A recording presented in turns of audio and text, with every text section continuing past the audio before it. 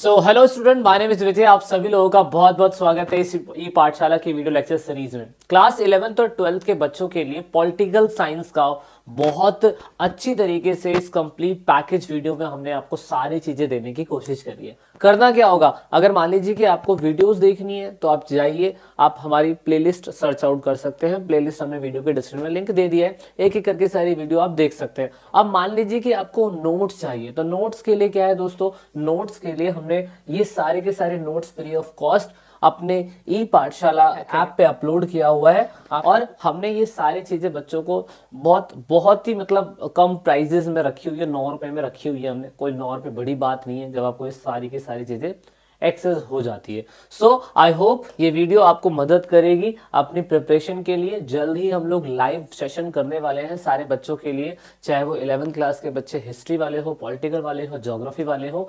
ये सारी की सारी चीजें आपके साथ लाइव होने। चैप्टर का नाम द एंड ऑफ बायोपोलैरिटी, हमेशा सेकंड चैप्टर होता था। इस बार 2023 और 24 के अंदर ये फर्स्ट चैप्टर होने जा रहा है। तो कहानी होती है शुरू वर्ल्ड वॉर फर्स्ट से, और वर्ल्ड वॉर फर्स्ट होता है 1914 से लेकर लास्ट 1918 के बीच में। दुनिया के अंदर बात हो रही थी कि किस तरीके से पूरे विश्व को कौन डोमिनेट करेगा, मतलब कौन इस पूरे देश पे राज करेगा। 1914 और 18 के अंदर ये तय नहीं हो पाया, इसीलिए हिटलर ने फाइनली वर्ल्ड वॉर सेकंड के अंदर वर्ल्ड वॉर फर्स्ट का बदला लेने के लिए वर्ल्ड वॉर सेकंड को छेड़ दिया। वर्ल्ड वॉर सेकंड के अंदर हाल की कहानी ये थी कि वर्ल्ड वॉर सेकंड जो है वो कहीं ना कहीं ये जो था ये ग्रुप में लड़ा गया था। एक ग्रुप था आपका एक्सेस ग्रुप, जिसे आप धुरी ग्रुप कहते हैं, और एक ग्रुप था आपका अलायंस ग्रुप, जिसे आप मैत्री ग्रुप बोलते हैं। Alliance power. अब अलायंस पावर के अंदर आपका यूएसएसआर था, आपका यूएसए था, आपका यूके था, आपका फ्रांस था।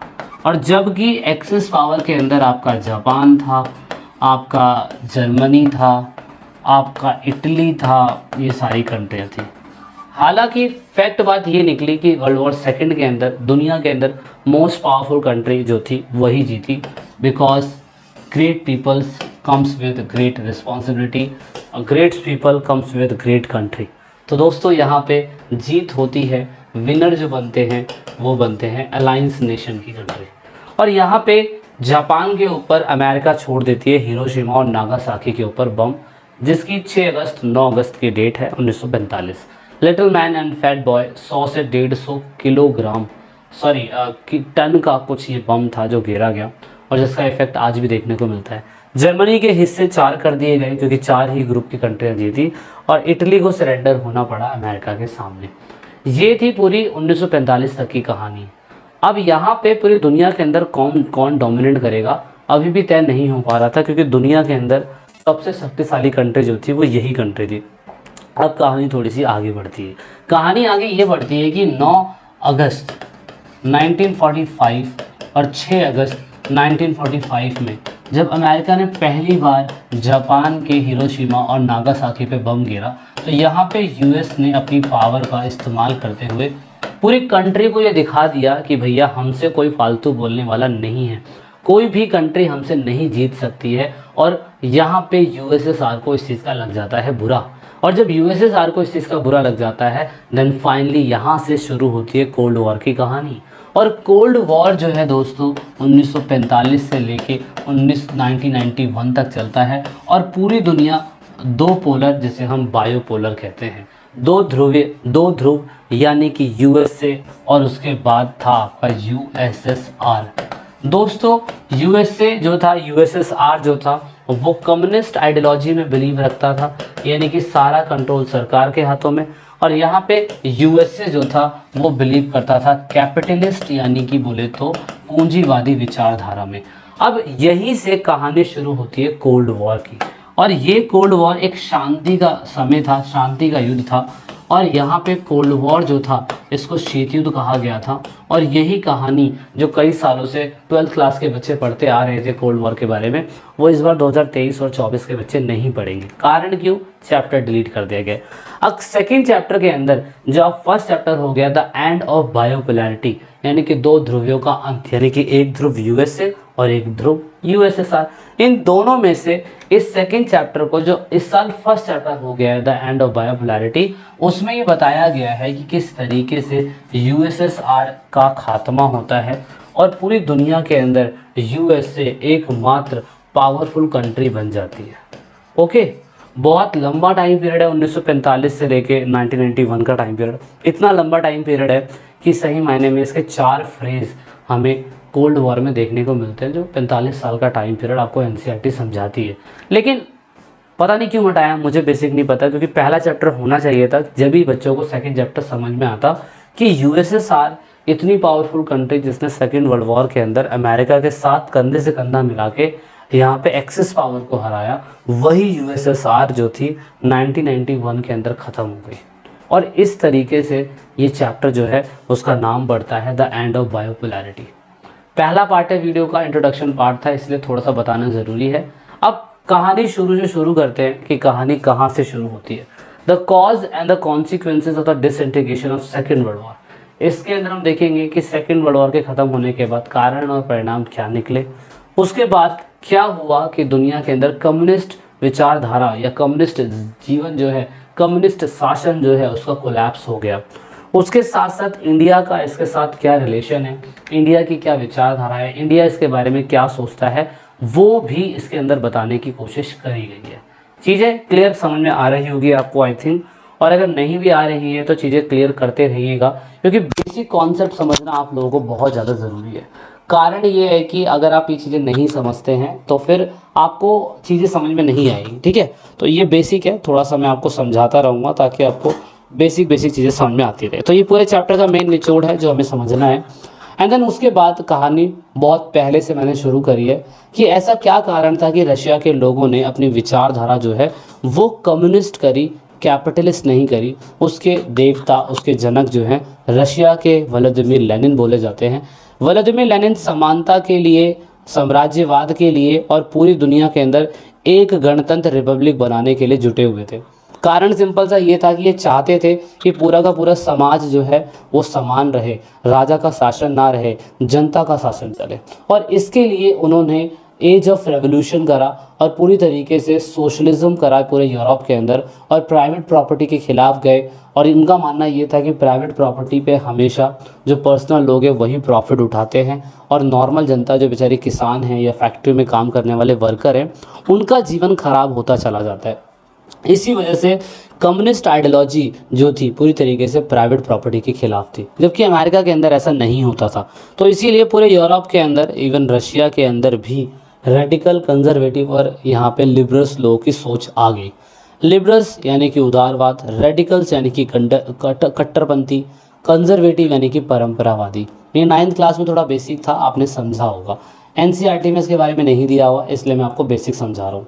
कार्ल मार्क्स ने एक ऐसा थिंकर था जिसने इसके बारे में बहुत डीपली समझाया लोगों को कि पूंजी का इस्तेमाल सिर्फ अमीर लोग फैक्ट्री बनाने के लिए करते हैं और गरीब लोग उनकी फैक्ट्री पे काम करते हैं, और उसके बाद गरीब सिर्फ काम ही करता रह जाता है और अमीर जो है पूरी तरीके से फैक्ट्री के अंदर अपना पर्सनल गेन करते हैं। जबकि कम्युनिस्ट सोसाइटी के अंदर ऐसा नहीं होना चाहिए। होना ये चाहिए कि जो भी प्रॉपर्टी को कंट्रोल किसी प्राइवेट व्यक्ति के द्वारा किया जा रहा है तो उसका कंट्रोल कहीं ना कहीं जनता को देना चाहिए, जनता के द्वारा सरकार की अपॉइंटमेंट होनी चाहिए, और इससे समाज में सारी चीज़ें सही तरीके से रीडिस्ट्रीब्यूट होगी। और यही आधार बना रशिया की क्रांति का कि उन्होंने एब्सोलूट यानी कि एब्सोल्यूटलिज्म से इन्होंने निरंकुशवाद से क्रांतिवाद की तरफ अपने आप को मोड़ दिया और राजा के शासन को ख़त्म करके जनता का शासन ला दिया। क्योंकि राजा हमेशा प्राइवेट प्रॉपर्टी या ऐसी वेल्दी क्लास फैमिली को सपोर्ट करता है जिनका बिजनेस चलता है, जो फैक्ट्री, बड़ी बड़ी फैक्ट्रियाँ चला रहे हैं उनका चलता है बिजनेस, और यहाँ पे गरीब लोगों को कोई भी फ़ायदा नहीं हो पाता है। इसी वजह से सबसे बड़ी प्रॉब्लम हमें देखने को मिलती है। तो ज़ार निकोलस को 1914 से निकाल दिया जाता है और फाइनली रशिया बहुत सारी कंट्रियों को मिला के यूएसएसआर बन जाता है। और यूएसएसआर बनने के बाद 1919 से फिर यहाँ पे कहानी शुरू होती है। और यहाँ पे अगर आप देखें तो पुराना जो यूएसएसआर था वो रशियन एम्पायर से ही जुड़ा हुआ था। Finland, Latvia, Lithuania, Estonia, part of Poland, Ukraine, Belarus, central Asian state, Georgia, Armenia, Azerbaijan, ऐसी बहुत सारी कंट्री थी जो उस समय यूएसएसआर का हिस्सा बनी हुई थी। सोचिए और यूएसएसआर का हिस्सा जब बनी हुई थी तो वहाँ पे ज़्यादातर लोग क्रिश्चियनिटी थे, और यहाँ पे क्रांति छेड़ देते हैं, और क्रांति छेड़ने के बाद रशिया के अंदर पूरी तरीके से यूएसएसआर सोवियत संघ समाजवादी गणराज्य बन जाता है, और जिसकी फॉर्मेशन 1922 में हो जाती है। 1922 में होने के बाद फाइनली ये लोग कैपिटलिज्म आइडियोलॉजी का पूरी तरीके से विरोध करते हैं। नया शासन, नई सोच, नई चीज़ें 1922 के आने के बाद होना चालू हो जाती है, क्योंकि क्रांति की शुरुआत 1919 में हो चुकी थी। यहाँ पे कम्युनिस्ट पार्टी बनती है। वैसे तो पार्टियाँ बहुत बदली थी, मेंसेविक, बोल्शेविक, पार्टी ऑफ बोल्शेविक, बहुत सारी। क्लास 9th में काफ़ी डीपली इसको समझाने की कोशिश करी गई है कि सोशलिज्म इन यूरोप फैला कैसे, वो सब समझा है हमने। लेकिन मेन बात था कि इन लोगों ने प्लान्ड इकोनॉमिक के ऊपर फोकस करा, क्योंकि जब सारी चीज़ें सरकार के कंट्रोल में होती है तो सरकार चीज़ों को अच्छी तरीके से प्लान्ड इकोनॉमिक बना सकती है। अब यहाँ पे आ जाता है कि यूएसएसआर जब अकेला राजा के अंडर में ना होते, जनता के अंडर में था, तो उसकी बहुत सारी अच्छी बातें थी। जैसे नंबर 1, कम्युनिकेशन नेटवर्क पूरे यूएसएसआर के अंदर बहुत अच्छा था, क्योंकि सब कुछ सरकार के कंट्रोल में था, तो सरकार चीज़ों को बहुत अच्छी तरीके से कई सालों तक कंट्रोल करती रही, तो इसलिए कम्युनिकेशन नेटवर्क बहुत अच्छा था। इंडस्ट्री सारी सरकारी थी, तो इसीलिए सभी लोगों को नॉर्मल जॉब मिलती ही मिलती थी, और लोगों का जीवन या स्टैंडर्ड काफ़ी ठीक ठाक था। उसके बाद बेसिक नेसेसरी आवश्यकताएं, चीज़ें सभी को समान मिलती रहती थी। अनएम्प्लॉयमेंट ना के बराबर था, और ये 1924 तक, जब तक व्लादिमीर लेनिन थे, मेरा मानना है कि काफ़ी अच्छी तरीके से शासन पूरे के पूरे यूएसएसआर के अंदर चलता रहा। कहानी की तरह समझा रहा हूँ, एनसीईआरटी के अंदर इतना बेसिक नहीं मिलेगा आपको कभी भी, और इतना बेसिक बता रहा हूँ ताकि आपको बहुत अच्छी तरीके से चीज़ें के कॉन्सेप्ट क्लियर होते रहे। पॉलिटिकल साइंस का मतलब होता है चीज़ों को पॉलिटिकल लेवल पे एनालाइज करना, और किस तरीके से एक राजनीति के तहत पूरे शासन को चलाया जा रहा है एक राजा के द्वारा, उन चीज़ों को समझना। लेकिन ऐसा नहीं है कि सोवियत संघ जो है वो अच्छा ही अच्छा था। लेनिन के मरने के बाद जब स्टालिन आते हैं, जोसेफ स्टालिन, उसके बाद निकिता क्रुश्चेव, उसके बाद Leonard Brezhnev, then Mikhail Gorbachev, उसके बाद फिर पूरा रशिया ही टूट जाता है। तो जब शुरुआती समय में जिसने क्रांति करी थी, उसने तो बहुत अच्छी तरीके से चीज़ों को सोचा, बहुत अच्छी तरीके से चीज़ों को करा, लेकिन धीरे धीरे जैसे समय बीतता चला गया, सरकार का शिकंजा पूरे यूएसएसआर में इतना ज़्यादा हो गया कि बेचारे यूएसएसआर के लोग ही बहुत ही गंदी तरीके से ये फील करने लग गए कि यार सारा कंट्रोल सरकार के हाथ में, तो सरकार तो कुछ भी कर सकती है। तो यहाँ पे जनता ने ये भी महसूस करा कि कहीं ना कहीं थोड़े बहुत अवगुण भी देखे जा सकते हैं। अब अवगुण कौन से थे? नंबर 1, ब्यूरोक्रेट्स एंड ऑथराइजेशन। ब्यूरोक्रेट्स का मतलब क्या होता है? नौकरशाही का शिकंजा होना, निरंकुशवाद का शिकंजा होना बहुत बड़ी मात्रा में था। मतलब अगर इलेक्शन नहीं हो रहे हैं तो ज़्यादातर जो बड़ी पोस्टों पे, बड़ी पार्टियों के अंदर जो लोग होते थे, जो बड़े ऑफिसर्स होते थे ओहदों पर, उनकी शासन व्यवस्था में बहुत ज़्यादा पकड़ होती थी और बहुत ज़्यादा वो चलते थे। लैक ऑफ डेमोक्रेसी बहुत ज़्यादा था, क्योंकि जनता को राइट्स नहीं थे, तो ना ही तो बोलने का अधिकार था। और वन पार्टी सिस्टम सबसे बुरी चीज़ होती है, वन पार्टी सिस्टम। कौन कौन सी कंट्री में आज भी वन पार्टी सिस्टम है, मुझे कमेंट करके ज़रूर बताइएगा। दूसरा, पूरे के पूरे यूएसएसआर के अंदर रशिया क्षेत्रफल में सबसे बड़ा था, तो रशिया का कंट्रोल सबसे ज़्यादा होता था, और फूड इंपोर्ट जो है काफ़ी बड़ी मात्रा में इंक्रीज़ हो चुका था यूएसएसआर के द्वारा। कैसे? देखो 1919 के बाद वर्ल्ड वॉर सेकंड जो है वो काफ़ी हद तक ख़त्म हो गया था, तो यहाँ पे रशिया जो था वो बाहर से फूड खरीदता था, उगाता कम था, तो ये थोड़ी सी दिक्कत वाली बात थी। तो ये थोड़ा इसका काफ़ी डिटेल्ड वीडियो बनाया था, आई होप आप सभी लोगों ने उसको देखा होगा। और कहानी अब थोड़ी सी आगे बढ़ रही है। देखो एनसीईआरटी ने सारी चीज़ें नहीं बताई है, एनसीईआरटी ने सारी चीज़ें इसलिए नहीं बताई है क्योंकि कारण बड़ा सिंपल है। कारण सिंपल ये है कि वो एनसीईआरटी इतना मोटा बुक को करना नहीं चाहती है।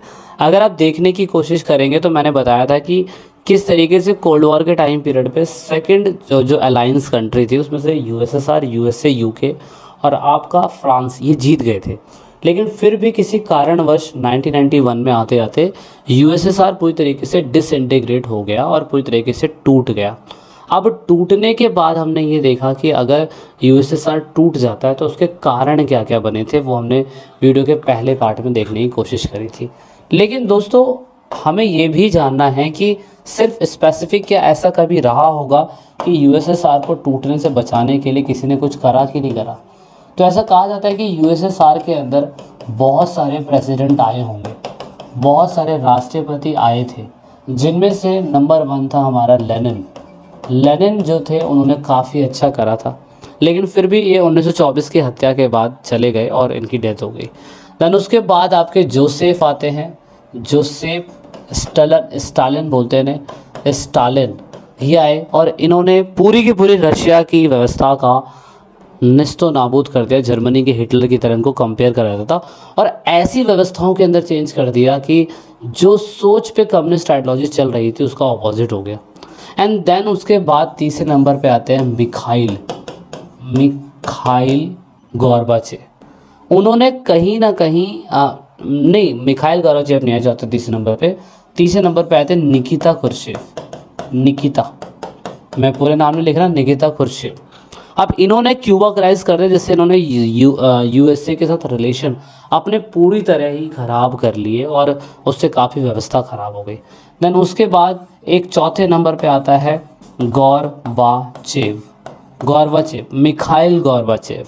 ये बंदा जो था ना, इसने यूएसएसआर की डूबती हुई नैया को पार लगाने की कोशिश करी, लेकिन फिर भी ये कुछ नहीं कर पाया। इसके बीच में एक और बंदा आता है, उसका नाम था लियोनॉर्ड ब्रेशनेव। ठीक है, लियोनॉर्ड ब्रेशनेव है। वो थोड़ी व्यवस्थाओं को ठीक करता है, पर उसने आसियान के साथ अच्छे रिलेशन बनाने की कोशिश करी, आसियान कलेक्टिव समूह बनाया, काफ़ी कुछ किया, लेकिन डूबती हुई नैया को पार लगाने वाला बंदा गोर्बाचेव यानी कि मिखाइल गोर्बाचेव था। अब इसने किया क्या, यूएसएसआर को अच्छा करने के लिए इस बंदे ने किया क्या? तो सबसे पहले इसने ये देखा कि भैया गोर्बाचेव ने पूरे यूएसएसआर के टूटती हुई स्थिति को ठीक करने की कोशिश करी। जनता को ये समझ में आ चुका था कि जिस कम्युनिस्ट आइडियोलॉजी पे, जिस कम्युनिस्ट सोच पे ये रशिया बना था या यूएसएसआर ने एक सोवियत यूनियन बनाया था, वो अब उस चीज़ों पे काम नहीं कर रहे।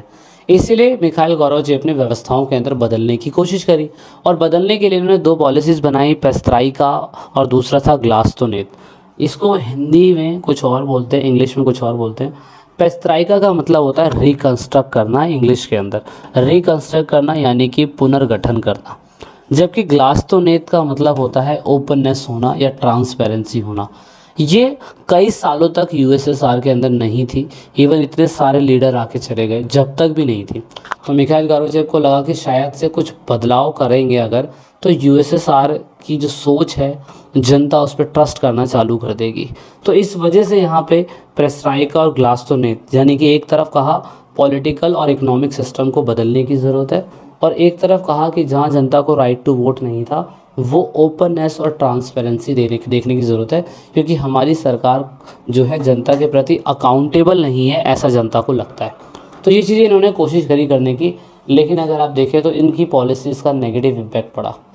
ईस्ट यूरोप की कंट्री के अंदर इनके खिलाफ प्रोटेस्ट होने चालू हो गए, और दूसरा खुद इनकी कम्युनिस्ट पार्टी के जो लोग थे इस रिस्पॉन्स से डरने लग गए कि वो ऐसा यूएसएसआर का लीडर यानी कि मिखाइल गोर्बाचेव वो ऐसा क्यों कर रहे हैं। तो 2 सबसे बड़े कारण जिसकी वजह से गोर्बाचेव की स्थिति इतनी ख़राब हो गई कि खुद उसकी पार्टी के अंदर से लोगों ने ये कहना चालू कर दिया कि अब हम पूरी तरीके से यूएसएसआर के आइडियोलॉजी के साथ नहीं हैं, क्योंकि वो स्थिति के अंदर बदलाव कर रहा है। तो इसीलिए सामने एक हीरो निकल के आते हैं, रशिया के पहले प्रेसिडेंट, क्योंकि रशिया जनसंख्या में सबसे बड़ा था, एरिया में सबसे बड़ा था, यूएसएसआर के अंदर शुरुआती समय से डोमिनेंस भी वही कर रहा था। इसलिए रशिया ने सबसे पहले बोल दिया कि हम 1991 के अंदर अपने आप को पूरी तरीके से कम्युनिस्ट आइडियोलॉजी से अपने आप को हटा लेंगे और हम कम्युनिस्ट रूल को अच्छा नहीं मानते हैं। इसीलिए बोरिस येल्त्सिन ने, जो नेशनल हीरो के नाम के रूप में उभरे, उन्होंने कहा कि हमारा कंट्रोल एक सेंट्रलाइज कंट्रोल होना चाहिए, जिसमें सरकार के हाथ में पावर तो हो लेकिन थोड़ी बहुत जनता को भी देनी चाहिए। जैसे हमारे भारत में सेंट्रलाइज कंट्रोल व्यवस्थाएँ हैं, सेम वैसी। अब यहाँ पे रशिया अकेला नहीं गया। रशिया ने 26 दिसंबर 1991 के अंदर रशिया ने, यूक्रेन ने, बेलारूस ने, तीनों ने मिलके ये क्लियर कट बोल दिया कि जो आइडियोलॉजी मिखाइल गोर्बाचेव चला रहे हैं वो आइडियोलॉजी किसी काम की नहीं है, और इसीलिए हम रशिया, बेलारूस और यूक्रेन यूएसएसआर के सोवियत यूनियन से अलग होना चाहते हैं और अपना खुद का इंडिपेंडेंट स्टेट बनाएंगे। इंडिपेंडेंट स्टेट बनाएंगे तो भाई फिर हमारी वहाँ पे हमारी जनता होगी, हम वोट डलवाएंगे, हम कुछ भी करेंगे, वो हमारी सोच है। इसीलिए इन्होंने इतने साल के बाद अपनी सोच को लगभग 45 साल के बाद कम्युनिस्ट आइडियोलॉजी से कैपिटलिस्ट आइडियोलॉजी की तरफ अपने आप को ट्रांसफ़र कर दिया। और पूरी तरीके से ऑफिशियली ये कि 26 दिसंबर 1991 के बाद यूएसएसआर टूट गया। और यूएसएसआर जैसे ही टूटा तो आप देख सकते हो कि रशिया सबसे बड़ा स्टेट था, लेकिन जो दूसरी कंट्री यूएसएसआर के साथ थी वहाँ पर रशिया ने उनका सपोर्ट करा। और जब रशिया ने उनका सपोर्ट करा तो बनी वो Commonwealth of independent state of Russia, जिसे आप CIS बोलते हैं। याद रखना ही सबसे ज़्यादा इंपॉर्टेंट है। ये पेपर के अंदर यूपीएससी के अंदर भी आया था, तो इसलिए मैंने इसे अलग से निकाला है। देखो, इसका मुख्यालय बेलारूस यानी कि मिंस्क में है। सदस्य इसमें Armenia, Azerbaijan, Belarus, Kazakhstan, Kyrgyzstan, Moldova, रूस और तजाकिस्तान। मतलब ये CIS नेशन ये कहता है कि CIS नेशन जो है वो पूरी तरीके से रशिया उनकी मदद करता है। रशिया ने इसे फाइनली क्या कहते हैं, इसका मेन उद्देश्य यही था कि जो यूएसएसआर से जनता जो यूएसएसआर से आज़ाद कंट्री निकली है वो रशिया के साथ आके एक तरीके से कोलैबोरेशन कर सकती है और उसे CIS बोला जाएगा। और रशिया अगर हेल्प करना चाहेगी तो इन कंट्री की हेल्प करेगी। तो इसीलिए यहाँ पे 21 दिसंबर 1991 के दिन यहाँ पे मैं कह सकता हूँ कि ये 8 कंट्री जो है आपस में एक साथ मिली और इन्होंने CIS नेशन की स्थापना करी। और यहाँ पे धीरे धीरे करके और कंट्रियाँ भी जुड़ी, लेकिन कुछ कंट्रियाँ इन सदस्यों से बाहर ही रही, जैसे कि एस्टोनिया, लिथुआनिया, लिथुआनिया, क्योंकि ये थी तो यूएसएसआर की मेंबर लेकिन CIS की मेंबर नहीं बनी। ये सबसे ज़्यादा इम्पॉर्टेंट है। उसके बाद यहाँ पे रशिया जो था वो यूएसएसआर की जगह UN के अंदर जगह ले लेता है, क्योंकि पहले USSR ने UNO की जगह ली थी। अब UNO क्या है, यूनाइटेड नेशन ऑर्गेनाइजेशन, ये आपको आने वाली वीडियोस में पता चलेगा। इतने सालों से जो रशिया ने कभी अमेरिका से रिलेशंस नहीं बनाए थे वो 1991 के बाद बनाना चालू कर दिया। अब कारण देखिए डिसइंटीग्रेट क्यों हुआ। सबसे ज़्यादा 1945 के बाद रशिया ने अपना मोस्टली पैसा आर्म्स रेस में लगाया, क्योंकि वो अमेरिका को हराना चाहते थे। अब ऐसा नहीं कि लेनिन ने नहीं बनाए आर्म्स, उन्होंने बनाए, लेकिन उन्होंने जनता की सोच को फॉलो करा। लेकिन जोसेफ स्टालिन, निकिता खुर्शेव, इन लोगों ने बहुत बड़ी मात्रा में वेपन्स बनाने चालू करे, सबसे ज़्यादा गलत था। और यहाँ पे जोसेफ स्टालिन और निकिता खुर्शेव जनता के प्रति बिल्कुल अनअकाउंटेबल थे।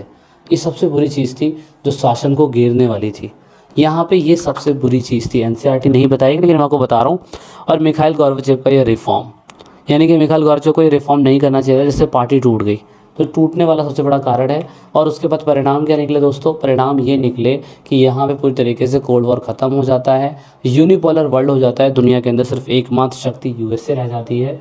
और यहाँ पे नई कंट्रियों का उदय होता है। और नई कंट्री मैंने आपको बता दी, जैसे कि USSR से कितनी सारी नई कंट्रियाँ निकली, जो कुछ तो CIS की नेशन बन गई थी और कुछ फ्री ही रही। तो ये थोड़ा, अब देखिए आप लोगों ने ये तो बहुत अच्छे तरीके से समझ लिया था कि कोलैप्स हुआ कब। 1991 के अंदर 26 दिसंबर 1991 में ऑफिशियली ये अनाउंसमेंट हो गया था कि जितने भी USSR की कंट्री है या USSR में जितने भी कंट्रियाँ आती है वो सारी की सारी कंट्री ऑफिशियली अब डिसइंटीग्रेट हो गई है। और सबसे ज़्यादा पावरफुल कंट्री जो बन गई है वो बन गई है आपकी रशिया, और उसकी USSR की जगह रशिया ने ले ली है। और जितनी भी दूसरी कंट्रियाँ थी उन सभी कंट्रियों के साथ रशिया ने CIS nation, Commonwealth of independent state, 8 देशों के साथ मिलके उन्होंने कॉमनवेल्थ ऑफ इंडिपेंडेंट स्टेट बना दिया। लेकिन रशिया ने खुद ही ये बिलीव करा था 1991 के बाद कि ऑफकोर्स सही मायने में तो ये है कि कम्युनिस्ट आइडियोलॉजी जो है वो कैपिटलिस्ट आइडियोलॉजी के कंपैरिजन में कहीं ना कहीं काफ़ी ज़्यादा कमज़ोर मानी जाती है। अब इस हिसाब से अगर खुद रशिया ये कह रहा है कि कैपिटलिस्ट आइडियोलॉजी बहुत अच्छी है, तो रशिया को भी कहीं ना कहीं कम्युनिस्ट आइडियोलॉजी से हटके अब कैपिटलिस्ट आइडियोलॉजी की तरफ माइग्रेट होने की ज़रूरत है। अब इस हिसाब से दुनिया के अंदर अगर रशिया इस चीज़ को एक्सेप्ट कर रहा था USSR के गिरने के बाद, तो फिर आप नोटिस ये करोगे कि अब रशिया को बहुत बड़े मात्रा में पैसों की ज़रूरत पड़ेगी, क्योंकि उसकी वो सारी व्यवस्थाएं जो कभी सरकारी होती थी और उन सभी व्यवस्थाओं को, उन सभी सिस्टम को प्राइवेट करने की ज़रूरत है।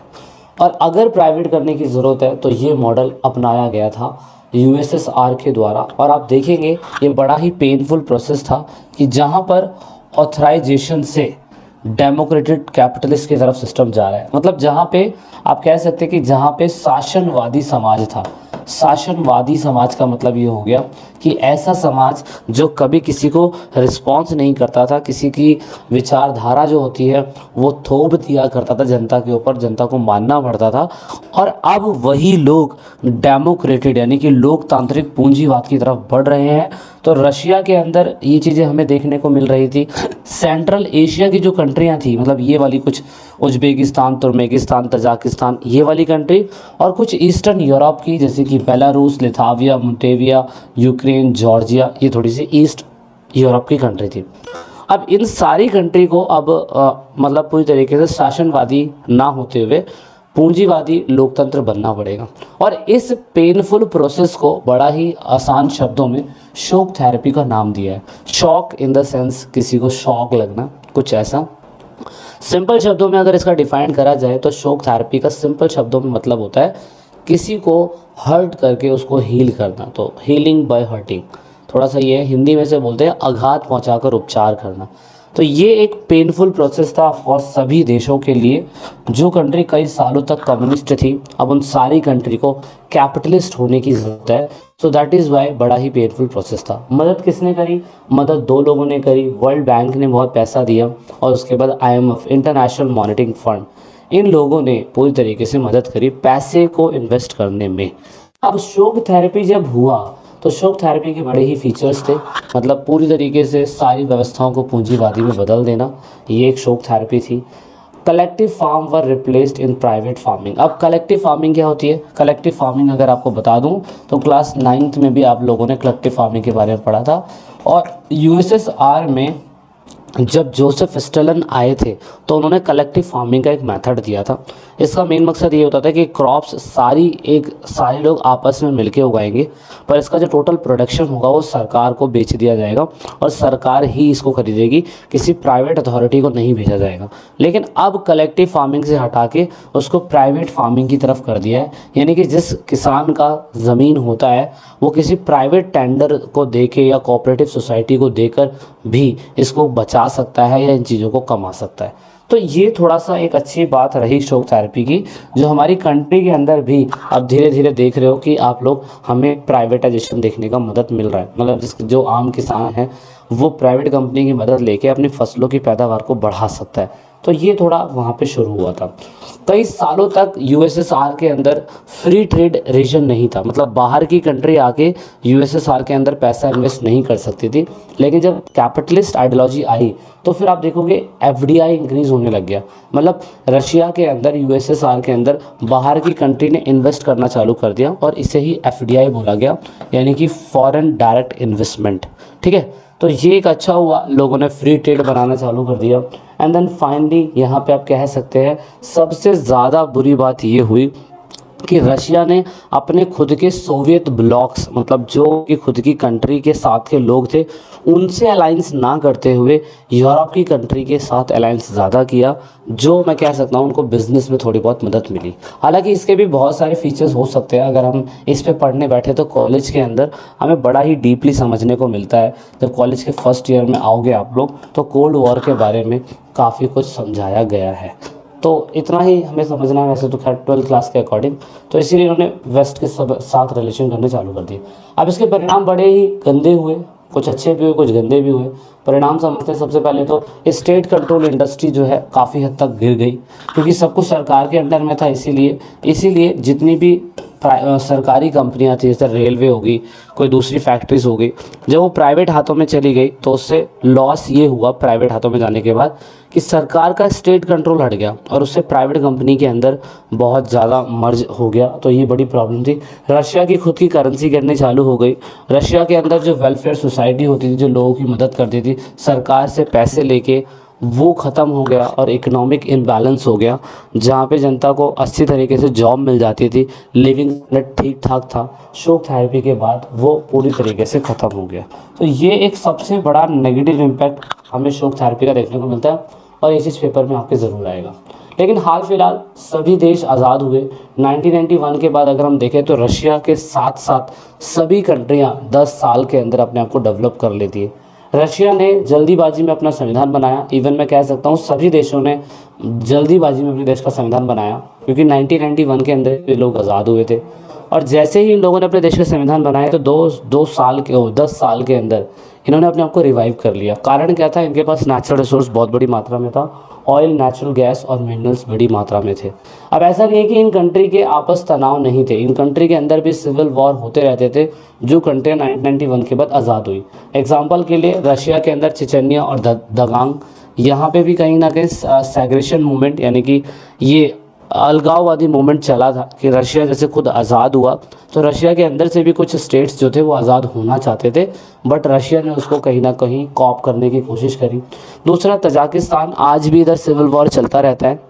1991 के बाद जब ये आज़ाद हुआ था तब से लेके 10 साल तक सिविल वॉर चलता रहा, लेकिन फिर भी इन लोगों ने सिचुएशन को कॉप करा और ठीक करा। उसके बाद अगर हम अज़रबैजान की बात करें तो अज़रबैजान के अंदर कुछ कम्युनिटी थी जो लोकल आर्मेनियंस लोग थे, वो आर्मेनिया कंट्री के साथ अलग जाना चाहते थे, और ये जो नागरोनो खराबख, जो भी है नाम अजीब सा है, ये लोग अलग रहना चाहते थे। तो अज़रबैजान की सबसे बड़ी प्रॉब्लम थी, लेकिन इस समस्या को भी ठीक करने की कोशिश अज़रबैजान ने करी। जॉर्जिया के अंदर इंडिपेंडेंस को लेके दो देशों की अलग डिमांड हमेशा रहती थी और इसकी वजह से जॉर्जिया बट रहा था, लेकिन जॉर्जिया ने इस समस्या का समाधान किया। चेकोस्लोवाकिया पहले एक कंट्री थी, 1991 के बाद आज़ाद हुई, लेकिन दोनों की विचारधारा आपस में नहीं मिली, लेकिन इसीलिए चेको अलग हो गया और स्लोवाकिया अलग हो गया, तो ऐसे दो कंट्रियां अलग बन गई। तो अब देख सकते हो संघर्ष हर किसी कंट्री के साथ था, जैसे इंडिया और पाकिस्तान अलग हुआ तो भी तो संघर्ष हुआ था। उसके बाद अगर हम बात करें यूगोस्लाविया की, तो यूगोस्लाविया तो 1991 से लेके लास्ट 2008 तक इसमें इतने स्टेट टूटते रहे कि फाइनली अब यूगोस्लाविया कंट्री ही नहीं बची। और यूगोस्लाविया कंट्री 1991 के अंदर थी, लेकिन बाद में जाके उसमें बहुत सारी कंट्रियां अलग बनी। तो लास्ट अभी 2008 के अंदर फरवरी के अंदर कोसावो कंट्री जो है एक अलग बनी, बहुत छोटी सी। तो मोंटेग्रो उससे पहले 2006 में बनी थी, 1991 में बोस्टोनिया बनी थी, 1991 में क्रोएशिया, स्लोवाकिया एंड मैकेडोनिया ये कंट्रियाँ बनी थी। तो कह सकते हो कि यहाँ पे बड़ा ही सेपरेट मूवमेंट रहा कई सालों तक, लेकिन फिर भी इन लोगों ने अपनी कंट्री को शोक थेरेपी के तहत कह सकते हो कि कैपिटलिस्ट बनाया और आज काफ़ी डेवलप है। अब दोस्तों हमारी कहानी थोड़ी सी आगे बढ़ रही है। कहानी के अंदर क्योंकि पहला चैप्टर है और हमारे लिए फ़ायदेमंद इसीलिए है क्योंकि हमें ये जानना ज़रूरी है कि रशिया जब यूएसएसआर से निकला तो भारत के लिए क्या फ़ायदेमंद हुआ, और जब रशिया यूएसएसआर था तो उस टाइम पे भारत के लिए क्या फ़ायदेमंद हुआ। तो एनसीईआरटी ने सबसे अच्छी बात यही बताने की कोशिश करी हुई है कि अगर रशिया फाइनली आज़ाद हो जाता है 1991 के बाद और 10 सालों के अंदर ही, लगभग 2000 के अंदर, 2010 के अंदर इतना ज़्यादा आगे बढ़ चुका था जिसका अंदाज़ा उसकी शक्ति को लगाना बहुत मुश्किल था। तो दोस्तों यहाँ से हमारी कहानी शुरू होती है कि इकोनॉमिक बेस पे हमारी मदद कैसे करी जब रशिया यूएसएसआर था।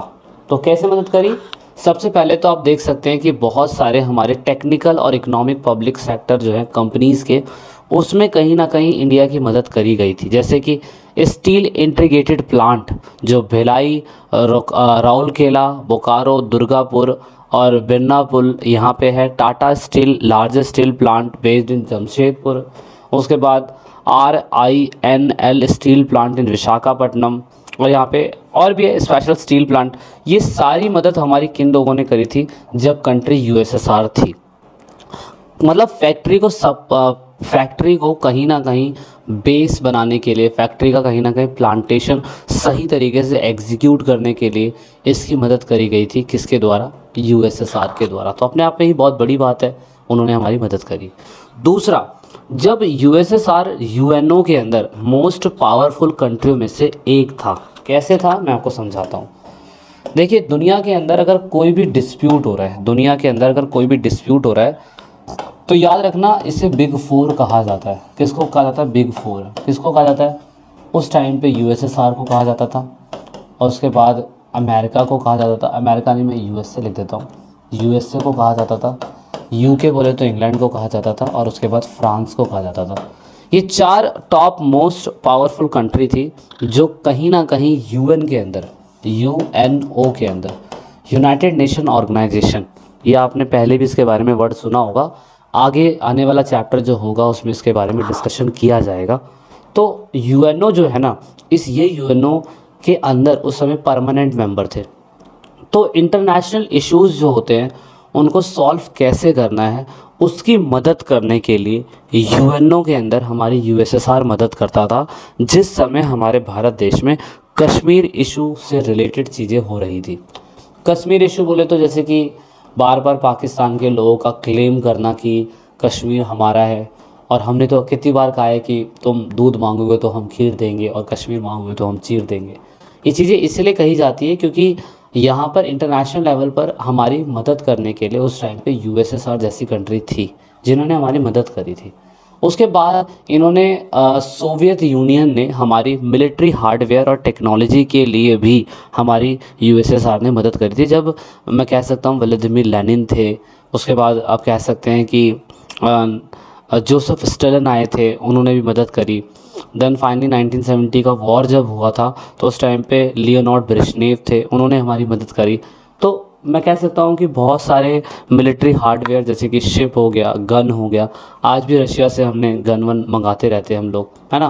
फाइटर प्लेन है वो हो गया, तो काफ़ी मदद उस टाइम पीरियड पे करी थी। कल्चर भी यहाँ पे अगर हम देखें तो यूएसएसआर के गाने, यूएसएसआर की टेक्नोलॉजी तो है ही, लेकिन उनके गाने, उनके जहाँ पे फिल्में शूट होती है, उनकी जगहें, ये सारी चीज़ें हमारे कल्चर एक्सचेंज की एक निशानी है, जिससे ये दिखाई देता है कि हमने अपने कल्चर को भी साझा करा है यूएसएसआर के साथ, जो बहुत बड़ी बात है। ठीक है, हाल फिलहाल इंडिया कम्युनिस्ट कंट्री तो नहीं थी, लेकिन बस सपोर्ट देने वाली कंट्री थी, इसीलिए साम्यवादी देश के साथ भारत का संबंध था। और फाइनली क्या कहते हैं, जब यूएसएसआर टूटा तो ये जगह रशिया ने ले ली, और फिर रशिया भी एक कम्युनिस्ट कंट्री ना होते हुए कैपिटलिस्ट कंट्री बना। तो हम उस चीज़ को भी ख़त्म करना नहीं चाहते थे, तो इसीलिए हमने फिर रिलेशन जो है रशिया से स्ट्रॉन्ग करने चालू करे। और फाइनली रशिया की सोच हमें बहुत अच्छी ये लगी कि वो मल्टीपोलर वर्ल्ड चाहता है। मल्टीपोलर वर्ल्ड, इसका मतलब क्या होता है ये समझो। मल्टीपोलर वर्ल्ड का मतलब होता है कि रशिया खुद कहता है कि जैसे यूएसएसआर और यूएसए के बीच में एक आइडियोलॉजिकल डिफरेंस था, कि यूएसएसआर कहता था कि कम्युनिस्ट आइडियोलॉजी आगे होनी चाहिए और यूएसए कहता है कि कैपिटलिस्ट आइडियोलॉजी आगे होनी चाहिए। लेकिन यहाँ पर आप नोटिस ये करेंगे कि जब यूएसएसआर टूट के रशिया बना तो उसने कभी नहीं कहा कि दुनिया की सबसे पावरफुल कंट्री मैं ही हूँ। उन्होंने हमेशा कहा कि मल्टीपोलर वर्ल्ड होना चाहिए, हर किसी के पास शक्ति होनी चाहिए, हर किसी के पास अपना दबदबा होना चाहिए। और इस चीज़ का समर्थन उन्होंने किस हिसाब से करा, जैसे कि उन्होंने कहा कि उन्हें कलेक्टिव सिक्योरिटी चाहिए, उन्हें नेगोशिएशन, सेटलमेंट, इंटरनेशनल कॉन्फ्लिक्ट पे होने चाहिए, डिसीजन मेकिंग के लिए हमेशा वो यूएन को ही इम्पोर्टेंट दे। तो ये बहुत अच्छी बात थी, जिसकी वजह से हमें इन पे विश्वास हुआ कि ये मल्टीपोलर वर्ल्ड की बिलीव रखते थे। इन्होंने कहा जो गरीब कंट्रियाँ हैं उनके साथ कलेक्टिव सिक्योरिटी होनी चाहिए। उन्होंने कहा कि इंटरनेशनल कॉन्फ्लिक्ट अगर कहीं पे होता है तो किसी एक देश के या एक कम्युनिटी के हाथ में पावर नहीं होनी चाहिए कि सिर्फ वही डिसीज़न ले, ऐसा बिल्कुल नहीं होना चाहिए। तो इन चीज़ों से हमें समझ में आता है कि वो मल्टीपोलर की बात ये लोग कर रहे थे। अब इंडिया का रिलेशन भाई पूरी तरीके से क्या कहते हैं रशिया से इसीलिए है क्योंकि इंडिया को बहुत सारे फ़ायदे होते हैं। जैसे कश्मीर इशू के लिए आज भी रशिया हमारी मदद करता है, एनर्जी सप्लाई में आज ही मदद करता है, sharing of information on international terrorism, मतलब बड़े लेवल पे अगर कहीं पे टेररिज्म अटैक हो रहा है तो रशिया आज भी हमारी मदद कर देता है। उसके बाद सेंट्रल एशिया और दूसरा चाइना के साथ अगर कोई कॉन्फ्लिक्ट हो रहा है इन देशों के साथ तो उनमें बैलेंस बनाने के लिए मदद करता है। तो ये थोड़ी सी एक इम्पॉर्टेंट बात है जो हमें समझने की ज़रूरत है। एंड देन उसके बाद फिर आप देखोगे रशिया जो है वो क्या कहते हैं, Russia is important, India has rapidly come to the assistance of India during the crisis, all crisis. Even ऐसा भी है कि रशिया से हमें ये बेनिफिट होता था कि जहाँ पे रशिया जो है, मतलब जैसे कि इंडिया को ऑयल क्राइसिस होता था कहीं पे भी, मतलब ऑयल अगर नहीं मिल रहा होता था तो रशिया उस बिहाफ पे हमें ऑयल देता था। तो ऑयल में, मिनरल्स में और गैस में तो रशिया वैसे ही आ गए, तो वहाँ पे भी रशिया हमारी मदद कर देता था। अब ऐसा नहीं है कि रशिया को हमसे बेनिफिट नहीं होता, रशिया को हमसे बेनिफिट इसलिए होता है क्योंकि इंडिया सबसे लार्जेस्ट मार्केट है रशिया के लिए जो उनके आर्म्स को ख़रीदती है। मतलब उनके आर्म्स यानी कि बम है, ग्रेनेड है या जो भी चीज़ें हैं हम लोग उनसे ख़रीदते हैं। और इंडिया खुद उनसे बहुत बड़े लेवल पे क्रूड ऑयल जो है वो ख़रीदता है। और रशिया के लिए एक बहुत अच्छी मार्केट वैसे भी इंडिया है। इंडिया में एनसीईआरटी में पूछा हुआ है, मतलब आपको एनसीईआरटी में लिखा नहीं है बट नए टॉपिक ऐड हुए हैं। तो जो मैंने सबसे पहले वीडियो लेक्चर सीरीज़ ली थी तो मैंने उसमें बताया था। उसके बाद गल्फ वॉर से रिलेटेड है, गल्फ वॉर क्या है, प्रथम खाड़ी युद्ध। एंड देन उसके बाद democratic politics and democratisation, CIS and the 21st century Arab spring. यानी कि ये वाला टॉपिक भी जो है दोस्तों वो बिल्कुल नया है, फ्रेश है। और अरब स्प्रिंग है क्या, इसके बारे में इसमें डिटेल में जानने की कोशिश करेंगे। तो आई होप दैट आपने सबसे पहले तो पहला चैप्टर समझ लिया होगा पूरी तरीके से। अगर पहला चैप्टर नहीं समझा है तो ऑफकोर्स ये टॉपिक फिर आपको पढ़ने का फ़ायदा नहीं। पहले आप पूरा चैप्टर समझिए, पूरा चैप्टर पढ़िए, और पढ़ने के बाद फिर आपको रियलाइज़ होगा कि असल में USSR टूटा, USSR अगर ख़त्म हुआ तो उसके ख़त्म होने के कारण क्या थे। उसके बाद फिर ये अरब स्प्रिंग का टॉपिक इस चैप्टर के अंदर क्यों डाल दिया गया है। उसके बाद गल्फ वॉर का टॉपिक इस चैप्टर के अंदर क्यों डाल दिया गया है। अफ़गानिस्तान का जो जिसे हम देतांत का टाइम पीरियड बोलते हैं, एनसीईआरटी में बड़ा ही छोटे से लेवल पे से समझाने की कोशिश करी गई है। वो टॉपिक क्यों इसमें ऐड कर दिया गया है, सो वो रीज़न है। कोई नहीं, हाल फिलहाल आपको समझ में आना चाहिए था तो मैंने आपको थोड़ा सा ब्रीफली बता दिया है। क्लास 12 के बच्चे हैं, अगर आप एनसीईआरटी पढ़ रहे हैं तो ऑफकोर्स हम 2023 और 24 के हिसाब से दोनों बुक को कवर कर रहे हैं। वीडियो की डिस्क्रिप्शन में पूरा लिंक आपको दे रखा है हमने। चलिए सो शुरू करते हैं। मध्य एशिया और उत्तरी अफ्रीका के देश। मध्य एशिया और उत्तरी अफ्रीका, अगर आप देखें तो चैप्टर की शुरुआत में भी मिडल ईस्ट क्राइसिस के बारे में था। तो ये मध्य एशिया वाले देश ही हैं जिनके साथ क्राइसिस हो रहे हैं। अगर आप मैप में थोड़ा सा नज़र डालें तो मैंने अरब स्प्रिंग से संबंधित देशों के नाम बना रखे हैं। और यहाँ पे अगर आप मैप में देखें तो मैप में आपको यहाँ पे भी दिखाई दे जाएगा लीबिया, उसके बाद सीरिया एंड यमन। ये वो है जहाँ पे रेवोल्यूशनरी वॉर हुए और उसकी वजह से ये थोड़े से डार्क ब्राउन वाले जो प्लेसेस हैं ये वो जगह है जहाँ पे ऑफ कोर्स क्या कहते हैं, इसका कहीं ना कहीं छुटपुट असर जो है वो देखने को मिला। आप लोगों ने 9th क्लास में एक डायलॉग सुना होगा। डायलॉग ये है कि जब फ्रांस छींकता है तो पूरे यूरोप को जुकाम होता है। ये क्लास 9th में था। तो सेम ऐसा ही अगर अरब स्प्रिंग की चिंगारी अगर लीबिया से शुरू हुई थी तो लीबिया से इसके आसपास के देशों पे क्या प्रभाव पड़ा, वो भी सेम टू सेम लगभग। छोटा एग्जांपल फ्रांस से संबंधित है। मतलब जब लीबिया के अंदर क्रांति होती है तो आसपास के मिडल ईस्ट एशिया के और उसके बाद अफ्रीका की कंट्रियों में भी यही क्रांति हमें देखने को मिलती है। अब क्रांति की शुरुआत कहीं से तो होगी। कहीं देखो USSR के अंदर क्रांति की शुरुआत एक दिन में नहीं हुई। 45 साल लगे लोगों को समझने में कि जो कम्युनिस्ट आइडियोलॉजी है वो कैपिटलिस्ट आइडियोलॉजी के कंपैरिजन में कहीं ना कहीं थोड़ी सी ख़राब है, या मैं कह सकता हूँ थोड़ी सी वीक पड़ रही है। ऐसे ही इतने सालों से इन कंट्रियों के अंदर शासन किस चीज़ का चल रहा था, कहीं पर राजा का शासन चल रहा था और कहीं पर सैनिक का शासन चल रहा था। अब अरब स्प्रिंग की शुरुआत कैसे होती है, कहानी कुछ इस प्रकार है। The Arab spring was a series of anti government protest, uprising and armed rebellion that spread across the much of Arab world in the early of 2010। मतलब 2010 के दशकों के टाइम पीरियड में, 2010 से लेके लगभग 2020 तक के टाइम पीरियड में अरब के अंदर बहुत सारे ऐसे विद्रोह हुए। और कहीं ना कहीं ये विद्रोह सशस्त्र विद्रोह भी थे, मतलब कहीं पे वेपन्स भी चले, कहीं पे मैं कह सकता हूँ एक तरीके से एक कंट्री में हुआ तो दूसरी कंट्री में भी होना चालू हो गया। इसकी शुरुआत जहाँ से हुई वो अरब कंट्री से स्टार्ट हो रही है, इसीलिए इसे अरब स्प्रिंग का नाम दिया गया। कोई कहता है कि शायद से क्रांति अरब क्या कहते हैं स्प्रिंग के टाइम पीरियड पे हुआ था, इसलिए इसे अरब स्प्रिंग बोलते हैं। लोग अलग अलग तरीके से इसकी संज्ञा देने की कोशिश करते हैं, लेकिन बस आप इतना याद रखना कि अरब स्प्रिंग एक ऐसा एंटी गवर्नमेंट मूवमेंट है, मतलब जो वहाँ पे सरकारें चल रही है उस सरकार के विरोध में चलाया गया एक तरीके का मूवमेंट है जो वहाँ की जनता पसंद नहीं कर रही है। तो कहानी यहाँ से शुरू होती है कि अरब के अंदर प्रो डेमोक्रेसी वाले जो लोग थे उन्होंने कहीं ना कहीं पूरी तरीके से लोकतंत्र को अच्छी तरीके से जो भी मुस्लिम कंट्रीज़ है अरब के अंदर उसमें इस्टेब्लिश करने की सोच ली। कौन कौन सी, टूनेशिया है, मोरक्को है, सीरिया है, लीबिया है, इजिप्ट है और बहरीन है। तो ये बड़े पैमाने पर लोकतंत्र का समर्थन यहाँ पे होना चालू हो गया। कारण सिंपल सा यहाँ पे ये था कि वेस्टर्न मीडिया ने इसको 2011 में अरब स्प्रिंग का नाम तो दिया, लेकिन यहाँ पे आप कह सकते हैं कि सरकार जो है ना उस समय की गवर्नमेंट के लिए वेलफेयर का काम नहीं कर रही है। Arab Spring was a series of loosely related group of protest that lead the change in government in the country. The Arab Spring protests were divided by the geographical constraint and different objective. They all begin with a single act of defense. मतलब main बात है कि जैसे लिबिया के अंदर राजा जो है या सरकार जो है सही काम नहीं कर रही है, तो वहाँ पे कोई और प्रोटेस्ट कर रहा है या कोई और मकसद हो सकता है। उसके बाद सीरिया के अंदर कोई और प्रॉब्लम होगी या उसका कोई और मकसद होगा, लेकिन सबकी कहानी बस यही है कि हर स्तर पर, हर किसी जगह पे लोगों ने अपने आप को डिफेंस करने की कोशिश करी। मतलब डिफेंस बोले तो अपने आप की रक्षा तो करना है ना। हमारा आर्टिकल नंबर 21 क्या कहता है? आर्टिकल नंबर 21 कहता है राइट टू लाइफ तो सभी के पास होना चाहिए। ऐसा देश जो अपने लोगों को जीने का अधिकार ही ना दे, तो ऐसे देश में संविधान का क्या फ़ायदा।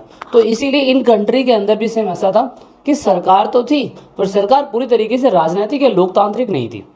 इसी वजह से जनता को एक गंभीर कदम उठाना पड़ा। उसके लिए इन्होंने कहीं ना कहीं कदम उठाए। अरब स्प्रिंग जब हुआ तो उस मूवमेंट के सबसे बड़े परिणाम बस यही हुए कि ज़्यादातर कंट्रियों के अंदर तानाशाह सरकारें ख़त्म हो गई। ज़्यादातर जैसे ही सरकार तानाशाही सरकार ख़त्म हुई तो उन कंट्री के अंदर आर्थिक मंदी जो है या इकोनॉमिक डिसबैलेंस बड़ा देखने को हमें मिला। उसके बाद समाज का बहिष्कार यानी कि सामाजिक एक्सक्लूजन हुआ। अमीर और अमीर हो गया, गरीब और गरीब हो गया। ज़्यादातर ऐसा हुआ कि वहाँ पर गवर्नमेंट बनी लेकिन ज़्यादातर गुस्सैल या भ्रष्टाचार वाली। तो आइए पाठशाला चैनल के थ्रू पढ़ते हैं कि कहानी क्या थी। मोहम्मद बुजाजी जो है ये एक व्यक्ति था जो स्ट्रीट वेंडर था लिबिया के अंदर। टूनीशिया के अंदर अगर आप देखें, टूनीशिया इज़ अ कंट्री, लिबिया की छोटी सी एक कंट्री है टूनीशिया। यहाँ से इसकी शुरुआत होती है। दिसंबर 2010 के अंदर क्या कहते हैं, दिसंबर 2010 में टूनीशिया की गली के अंदर एक स्ट्रीट वेंडर मोहम्मद बुजाजी जो है वो अपने आप को आग लगा लेता है। कारण सिंपल सा ये था कि भैया वो एक विक्रेता था, सड़क पर सब्जियां बेचा करता था और अपने क्या कहते हैं घर वालों के लिए लालन पालन करने के लिए कुछ करने की ज़रूरत थी। आग उसने अपने आप को इसलिए लगा ली क्योंकि वहाँ पे सरकार ने एक तो लोगों को लाइसेंस नहीं दे रखा था, रोजगार की व्यवस्था वैसी अच्छी नहीं थी। पुलिस आई, सामान जब्त करके चली गई और उसके बाद उसके ठेले को वापस कराने के लिए भी उसको इतनी मेहनत मशक्क़त करनी पड़ी। तो उसने कहा ऐसी कंट्री के अंदर जहाँ पर एक छोटा सा व्यक्ति खाने कमाने के लिए सब्जी बेच रहा है और ऑफ कोर्स उसको भी पुलिस वाले जब्त कर लेते हैं। हालांकि इंडिया के अंदर कितने केसेस देखने को हमें मिलते रहते हैं, तो मे भी शायद से क्रांति यहाँ पे ना हो जाए, लेकिन ऑफ कोर्स यहाँ पे ऐसा ही हुआ था। उसने अपने आप को आग लगा ली और उसके विरोध में जितने भी लोग थे यार, उन्होंने कहा कि ये तो नॉर्मल सी बात है। और ऑफ कोर्स क्या कहते हैं, सरकार ऐसा कैसे किसी का क्या कहते हैं ठेला है या जो स्ट्रीट वेंडर है उनको तंग कर रही है, या तो सरकार लाइसेंस दे लोगों को और प्रॉपर तरीके से वो दुकानें चला सके, पर यहाँ पे नहीं था। इसी वजह से हुआ ये कि इस व्यक्ति की आज़ादी के लिए it lead the street protest in the capital of Tunis. वहाँ की जो क्या कहते हैं सड़क है या वहाँ की जो कैपिटल है टूनीशिया की कैपिटल टूनिश करके है उसका नाम। वहाँ पे कैपिटल के अंदर पूरी कंट्री के लोग इकट्ठा हो गए। छोटी सी कंट्री है, छोटी सी बात बहुत जल्दी पहुँचती है। और ऑफ कोर्स यूट्यूब के ज़माने में या मैं कह सकता हूँ कि आपके इंटरनेट मीडिया के ज़माने में तो ये चीज़ें बहुत जल्दी फैल भी जाती है। तो यहाँ ऐसे ही हुआ। यहाँ पे फाइनली क्या कहते हैं सरकार, जनता सामने आ गई। जनता ने पूरी कंट्री के अंदर माहौल मचा दिया आतंक का, बोले तो आंदोलन का। मेन मकसद क्या था? मेन मकसद था यहाँ पे इन व्यक्ति की सरकार को गिराना। आप कह सकते हैं यहाँ पे बेन अली करके इनका नाम है, बहुत ही बड़ा नाम है, लेकिन the scale was of the protest forced by the president Ben Ali and to abdicate from the power and flee Saudi Arabia after running Tunisia for the last 20 years. ये वही कंट्री है जो कभी यूएसएसआर के part में थी और उसके बाद ये कंट्री के अंदर से ये व्यक्ति जो था 20 साल तक इसने राज करा और उसके बाद इस व्यक्ति को सत्ता से हटा दिया गया या इसको हटना पड़ा। कारण सिंपल सा है भाई, आप जब तक सत्ता में हैं और लोगों के वेलफेयर के लिए काम नहीं कर रहे तो आपके होने ना होने का कोई फ़ायदा नहीं है। और यहाँ पे हुआ ये इसी वजह से पहली बार 2011 के अंदर पूरी टूनीशिया के अंदर सही तरीके से क्या कहते हैं वहाँ पर फिर पार्लियामेंट बैठी, इलेक्शन हुआ और नई सरकारें बनी।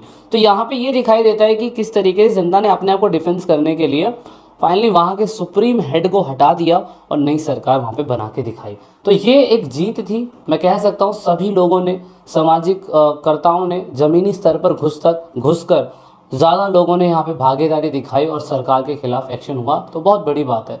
तो उसके बाद आप कह सकते हैं कि इजिप्ट के अंदर भी ऐसे हुआ था सेम। इजिप्ट के अंदर भी कायरो करके एक जगह है, वहाँ पे हुआ। उसके बाद बहरीन के अंदर भी कुछ ऐसा ही प्रोटेस्ट हुआ। तो यहाँ पे लोगों ने कहा पहले टुनीशिया होगा, देन लीबिया होगा, देन मतलब सेकंड पे इजिप्ट होगा, देन लीबिया होगा।